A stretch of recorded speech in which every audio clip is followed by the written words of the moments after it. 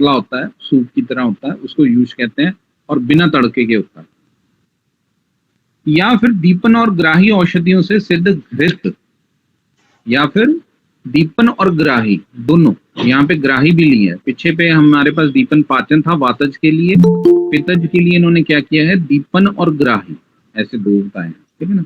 दीपन और ग्राही औषधियों से सिद्ध घृत का, या घृत में मिलाकर, या तो उन औषधियों को सिद्ध कर लेना है घृत से, या उसमें मिला देना है उन औषधियों को, ठीक है, घृत के अंदर मिलाकर खट्टे नार रस को भोजन करना चाहिए। खट्टे नार रस का साथ में जो है ऐसे भोजन कराना चाहिए, ऐसा विधान जो है वो चरक ने बताया, ठीक है, समझ गए आप। सर खट्टे अनार से तो आपने बताया था कि उससे तो पित्त बढ़ जाता है, आपने शायद एक बार बताया था, तो यहाँ पर तो पित्तज ग्रहणी में हम वो क्यों दे रहे हैं फिर खट्टा अनार? ऐसे इन्होंने बताया, घृतों के साथ बताया ना,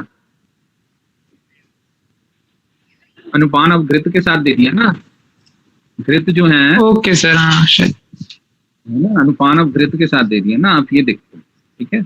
वहां पे मैंने बात कोई करी थी, उसमें लिखा था वहां पे कि यहाँ पे खट्टा अनार रस नहीं लेना, मीठा अनार रस लेना। यहाँ पे इन्होंने अनुपान इस हिसाब से बताया कि तिक्त घृत है या ऐसी औषधियों के साथ जब हम घृत मिक्स करेंगे तो उसमें खट्टे अनार का रस जो है वो साथ में दे सकते, ठीक है, ठीक है जी, ठीक है सर, थैंक यू। ये बातें बड़ी इंपॉर्टेंट होती हैं। कई बार कहीं पे अनुपान कुछ दे देते हैं, कहीं पे कुछ लेते हैं, ऐसे लगता है विरोधाभास है, ठीक है। फिर एक बार मैं पढ़ के बता देता हूँ जो चरक में लिखा हुआ है, वो मैंने अपनी तरफ से शॉर्ट करके लिखा था। कहते पित्त अपने स्थान में उपस्थित हो, उससे उत्क्लेश हो रहा हो अथवा बड़ा हुआ पित्त जठराग्नि को नष्ट कर रहा हो, ये बात जानकर पित्तज ग्रहणी में पित्त को विरेचन द्वारा और वमन द्वारा निकालना चाहिए, तथा विदाह ना उत्पन्न करने वाले पशु लघु अन्न के द्वारा सिद्ध आहार में तिक्त रस वाले द्रव्यों को मिलाकर जांगर पशु पक्षियों के मांस रस से, अथवा यानी या, अथवा का मतलब होता है या, मूंग मसूर आदि के यूष से, या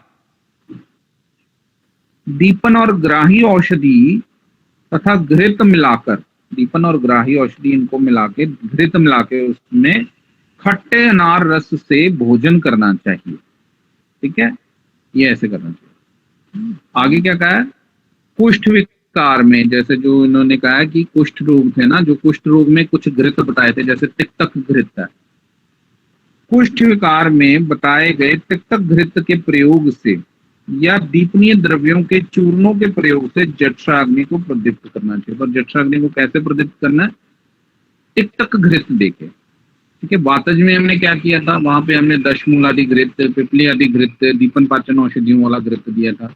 यहाँ पे आपने कौन सा देना, तिक्तक घृत देना। ये बात शायद हमने पीछे अतिसार में या उसमें अग्निमंत्र में भी ये बात करी थी, तिक्तक घृत दिया, ठीक है ना, जो कुष्ठ विकार में भी हम देते हैं, ठीक है। तो ऐसे करना चाहिए, ठीक है। अब कुछ सिद्ध योग हैं जो चरक जी ने बताए थे कि क्या क्या है वो देने चाहिए जब पित्तज ग्रहणी जो है उसके लक्षण होते हैं, उनमें कौन कौन से सिद्ध योग हैं, वो जो इन्होंने बताए भी हैं, बनवाए भी हुए हैं, उन्होंने सारी विधि भी बताई हुई है। तो सबसे पहला है चंदनाद्य घृत, ठीक है, चंदनाद्य घृत, ठीक है। ये अब क्या है, शीत है, मधुर कह सकते हैं, इसका जो रस होगा मधुर होगा, तो इसलिए ये चंदनाद्य घृत हो गया। किरात आद्य घृत, किरात हो गया, किरात तिक्त जिसे कहते हैं, ठीक है ना, किरात तिक्त कहते हैं चिरायते को, ठीक है। तो किरात आद्य चूरन, किरात आद्य घृत भी है, किरात आद्य चूरन भी है, ठीक है। फिर लिख लिए नागर आद्य चूरन, नागर आद्य, नागर हो गया आपका नागर मोथा, ठीक है ना, नागर आद्य चूरन। भूनिम्बादि चूरन, भूनिम्बादि, निम्ब जो है वो भी क्या है, तिक्त रस प्रधान है, भूनिम्बादि चूरन। वच आदि चूरन, ठीक है। तो ये कुछ योग जो हैं उन्होंने बताए थे। ठीक है, ये पितज में बताया है।